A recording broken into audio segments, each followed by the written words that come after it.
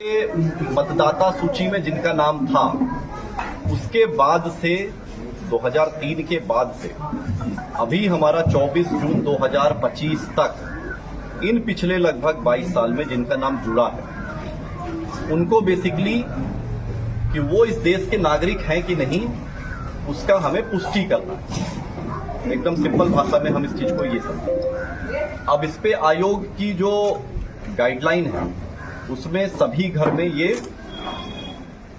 गणना प्रपत्र बंटना है।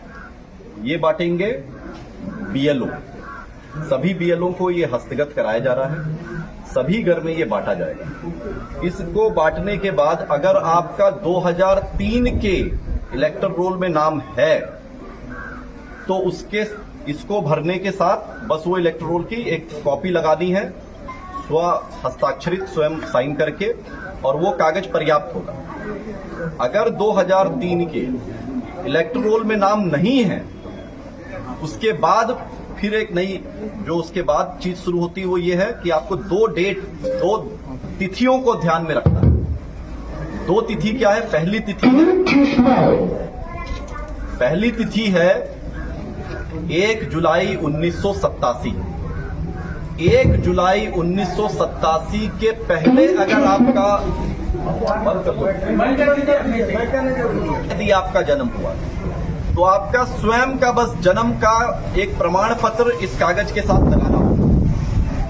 वो 11 कागज जो आप दे सकते हैं उनमें से कोई भी कागज दे सकते हैं। आप अपना जाति प्रमाण पत्र बनाए हुए वो दे सकते हैं, आप अपना आवासीय प्रमाण पत्र बनाए हुए हैं वो दे सकते हैं, पारिवारिक सूची में अगर आपका नाम अंकित है उससे जनरेट की हुई वंशावली है उसको आप दे सकते हैं।